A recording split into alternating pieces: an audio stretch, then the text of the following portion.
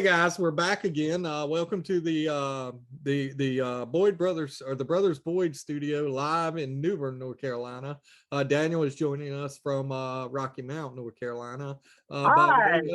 by way of the internet. So about 45 years ago, I think that's right. Sounds right. A little known writer director made this little movie. I think it was an art house project. It was called Star Wars, wasn't it? I think that's the name of Star Wars. His name was George Lucas. 20th Century Fox decided to release this video. But George Lucas, being the genius he is, told them that they could have the movie as long as he got the rights to all the sequels and all the merchandise sales and everything that goes after it. And little did they know that this was going to be not only a great movie, but 45 years later, this movie is still relevant to this day. So spoilers ahead in case you haven't seen it, but we're going to be talking about a Disney Plus show that just aired this week called Obi-Wan Kenobi. And I was super excited when I heard this was coming out. Several years ago, we had the prequel trilogies come out.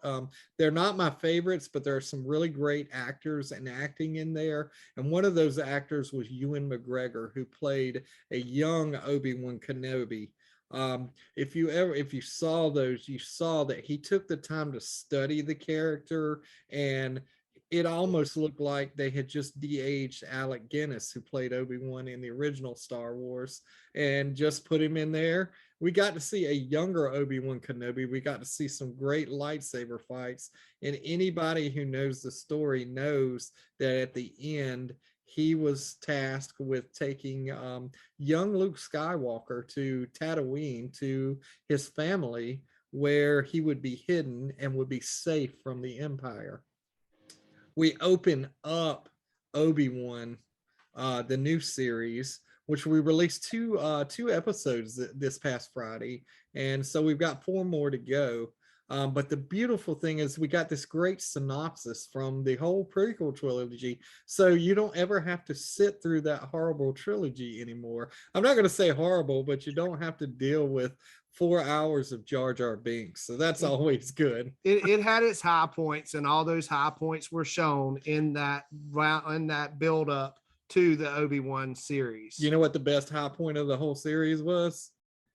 What's that? The ground that Obi-Wan was standing on when he told Anakin he had the high ground. Yes. Yeah.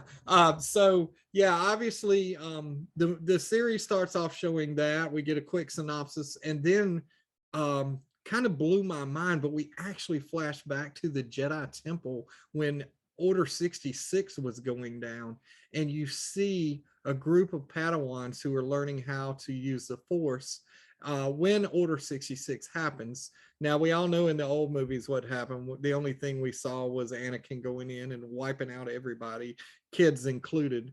But we do see a group of probably about teenage age Jedi who actually escape from the temple.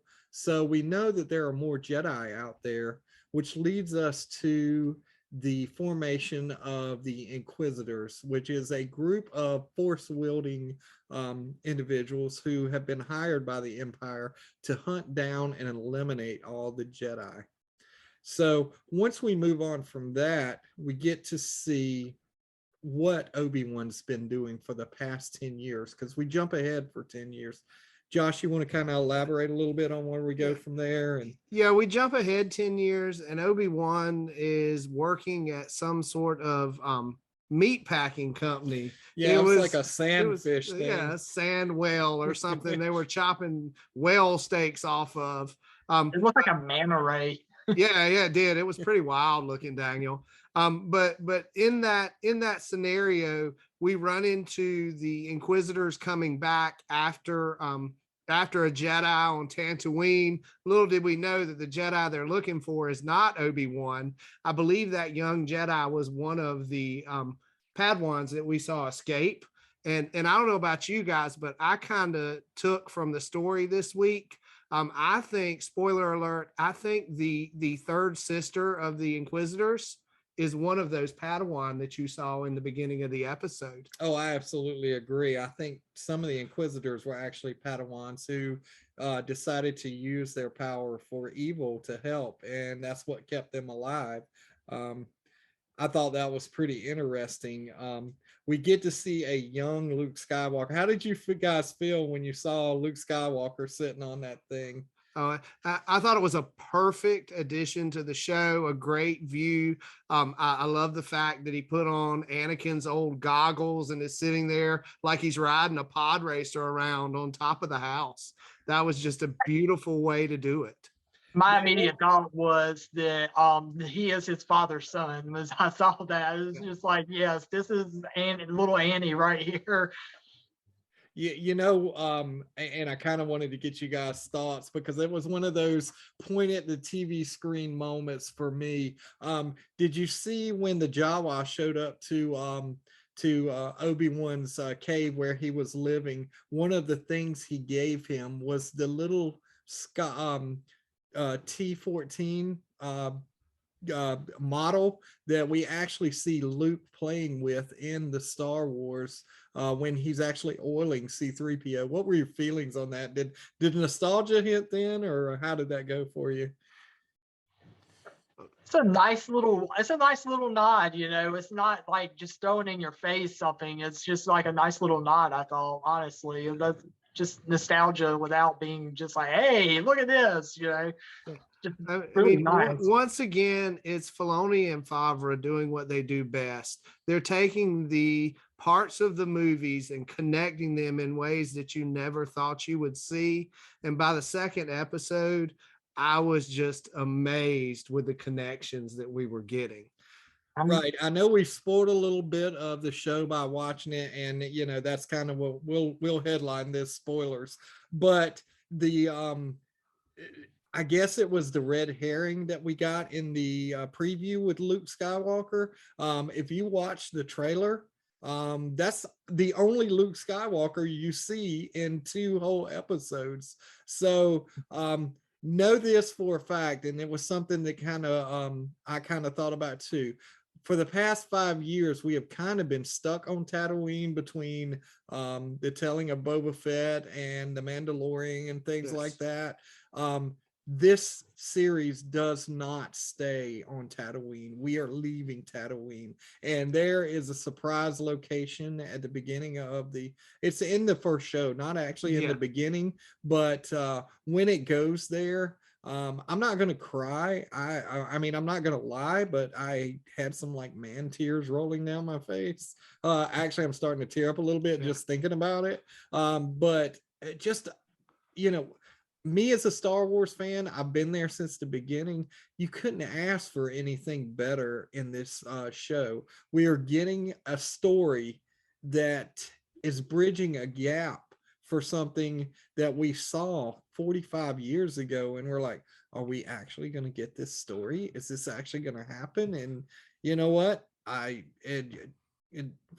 is Star Wars God as far as I'm concerned. He can do whatever he wants. And I think there's a reason why he has a direct line to George Lucas. Exactly. Yeah. I want to add one little thing real quick to that discussion. When you talk about Favreau and Filoni, Favreau really seems to have a good eye on talent, because they seem to put Deborah Chow in charge of this show, and she's, of course, is the one that did the Mandalorian episode where like the Mandalorians come down from the sky and just like they're all rocket packs at the end of the episode going ham, and everyone's like, oh man, give this woman everything Star Wars, and they gave her Obi-Wan and she is kind of knocking it out of the park. Oh, I agree, Daniel. And Chris hasn't spoiled it yet, but turn back now if you don't want to know, because I'm about to blow it out of the water for you. But much as Luke is little Anakin, Leia is little Padme. We get that in the series. Right. And again, we're leaning into Favreau and saying how good he is at picking talent. He could not have picked a better actress to play a 10-year-old Leia. She has the mannerisms. You can see that stubborn feistiness that we saw from Carrie Fisher, even at 10 years old. And so just when she showed up and we actually see the planet Alderaan for the first time, not in little tiny pieces blown all over space. Yes. Like, it's the only way I knew Alderaan growing up. So to see that and to see how they did that. And also another cool thing, we being people who love music as well, so basically the storyline is we're going to have Obi-Wan leaving Tatooine because someone actually kidnaps Leia, and he has to go help her. Well, the main kidnapper / bounty hunter is none other than Flea from the Red Hot Chili Peppers. Yeah, that one really tripped me out. He must know Freaking somebody Needles, really well to man. get that part. Yeah, exactly, Yeah. Daniel. That's what I was thinking. But It's Needles. Needles, Back to the Future Needles. too. Yeah, That's absolutely. Yeah, absolutely. Absolutely. Yeah, Yeah. so All we need is Obi-Wan to say nobody calls me chicken. yeah. So yeah, a beautiful story. The first 2 episodes dropped. We watched them back to back because I mean, who's not going to? I mean, it's Star Wars. I love Star Wars, and I think I was a little sad that we didn't have the rest of the episodes to watch because it's not like Netflix. I mean, we only get 2 episodes, but it's okay. We got something to look forward to. And me being a little bit older in age, I'm not super old. I'm only 48, but He's old. yeah, it gives me a reason to live to next Friday. One thing I think having this discussion, and I'll kind of let you guys talk about it too, is this series will let you really appreciate how great of an actor Ewan McGregor is. There's a scene at the end of the 2nd episode. I'm not even going to talk about this because I think this is something that you have to see for yourself. But the emotion that he gives with just his eyes alone makes you go, wow, this dude is amazing. He can act. And it's a great scene there. When you see it, you will know what I'm talking about. Oh, yeah. I'm sure Daniel and Josh both know what I'm talking about. So and it's also one of those moments where you go, oh, that's right. And you go, oh, he's just finding out. And you're like, whoa. Yeah. And you're like, and it's one of those things we didn't think about when we were watching, but we get to see something that we never had seen before. And it's a beautifully done just a sequence. The whole show itself is done very well. My one critique and my one I'm gonna play a bad guy for just a minute. One of the things I didn't like was it seemed like the chase to actually capture Leia was a little bit too long. She didn't run that well, but apparently the bounty hunters didn't run that well either because it took them a little bit longer to catch her than normal. And then there's another sequence where Obi-Wan and Leia are trying to escape and they're using the rooftops. Well, Reva, the third sister, shows up and she spots them. And if you watch the show, it seemed like she wasn't that far away, but it seems like she spent like 5 minutes doing parkour across the top of these buildings. Should have already caught up with them. Yeah. By the time she gets there, they're long gone. And I'm like, well, maybe she was just showing off a little bit too much. If she'd have run straight there, it would have been over. But if anyone's ever watched Rebels, you would know that all of them like to show off quite a bit. Oh, absolutely. Yeah, Rebels is a great show that kind of gives us an introduction to those Inquisitors. They're just a really great addition, I think, to Star Wars. And it just kind of tells us, because we know there was 20 years between when we saw the end of Revenge of the Sith and the beginning of A New Hope. So there was a lot of things going on in the background. And I think it's absolutely great that we're getting a story, which is telling us a story.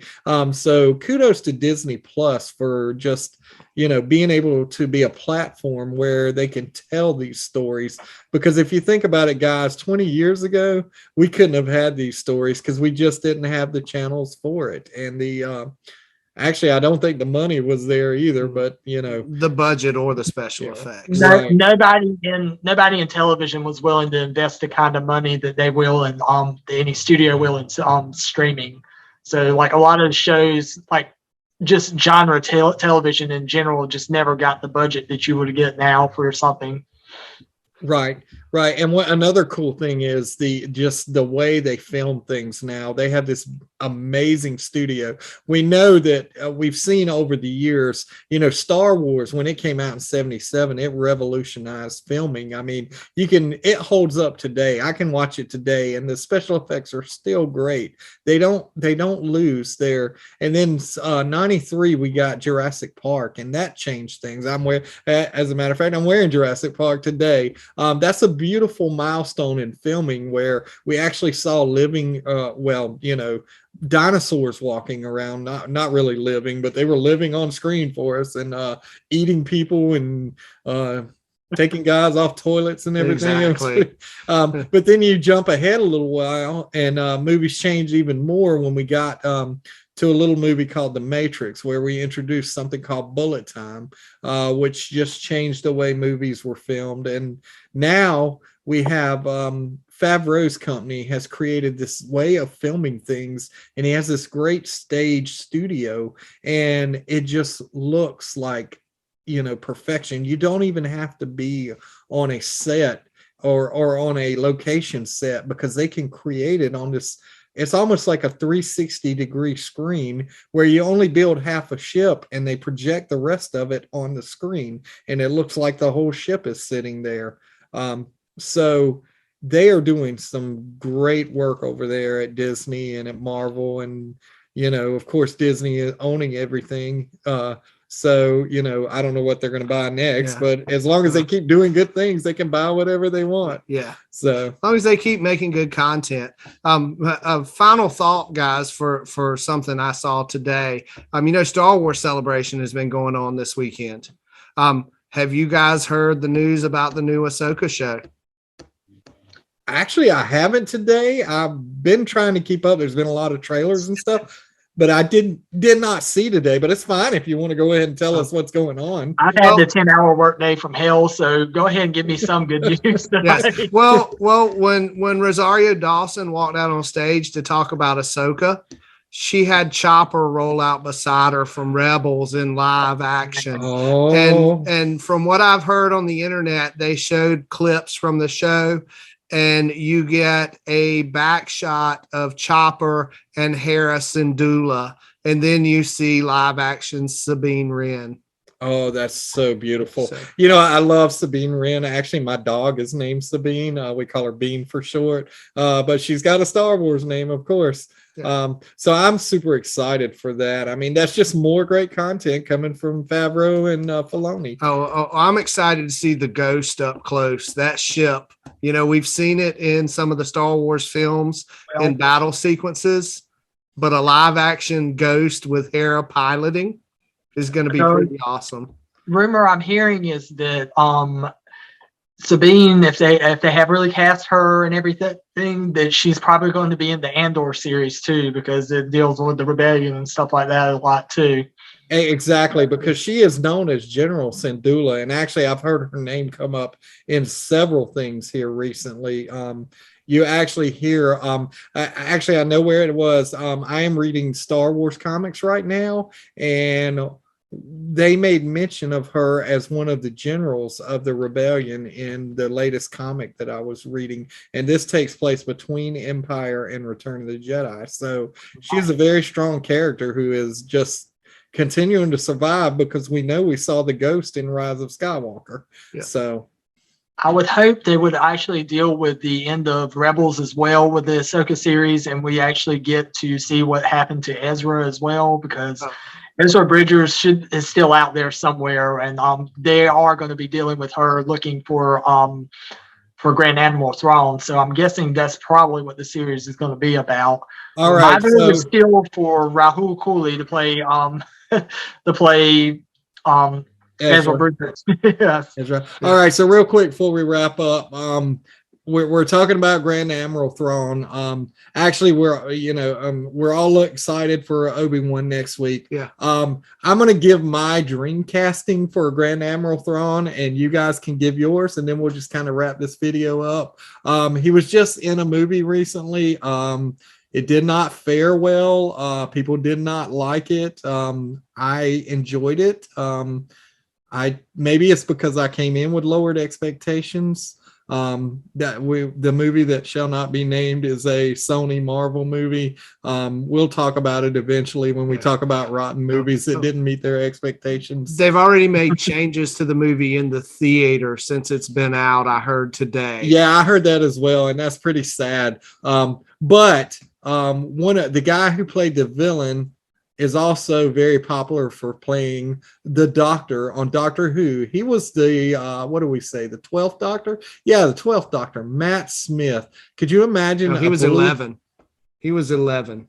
12 was Peter Capaldi. Oh yeah, that's right. 12's Peter. So 11 was Matt Smith. Wow, my family's gonna kill me because they're Doctor Who fans.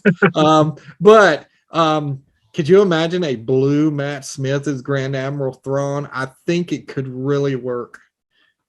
Josh, who do you have? Well, that's not where I was going, but I like that one. I was leaning more towards Benedict Cumberbatch.